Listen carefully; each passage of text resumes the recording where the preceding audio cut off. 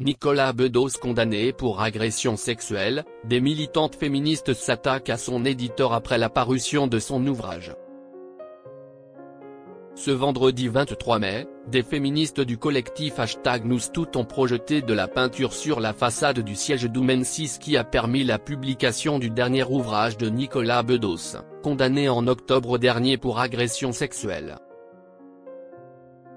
Actuellement, Nicolas Bedos fait le tour des médias pour promouvoir son nouvel ouvrage baptisé Soif de honte.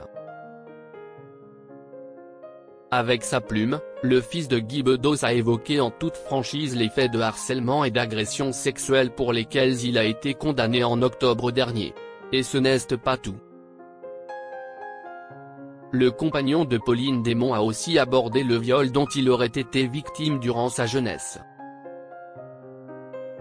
Il y a quelques semaines, Léa Salamé ne l'a pas épargné lorsqu'elle l'a convié sur le plateau de Quelle Époque, son émission fétiche. Je vous avoue qu'on a hésité à vous inviter.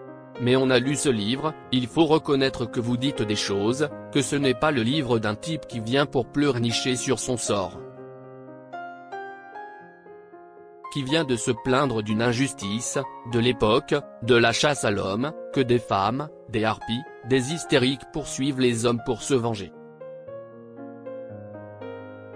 Lui avait glissé la compagne de Raphaël Glucksmann.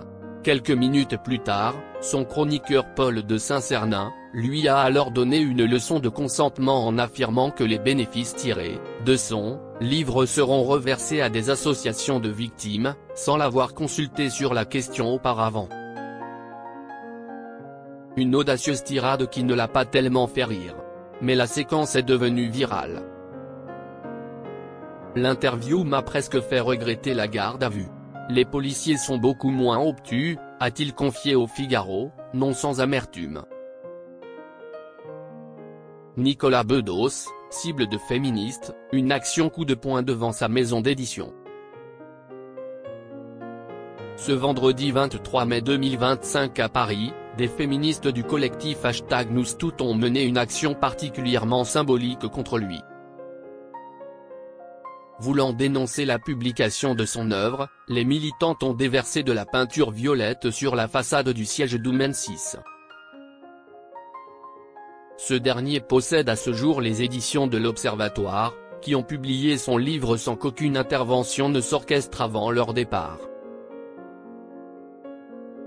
Via le compte Instagram du collectif, les internautes ont ainsi pu découvrir les images de cet acte qui a fait grand bruit sur la toile.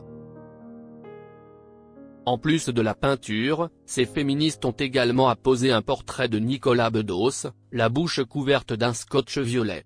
Bedos né avant la honte.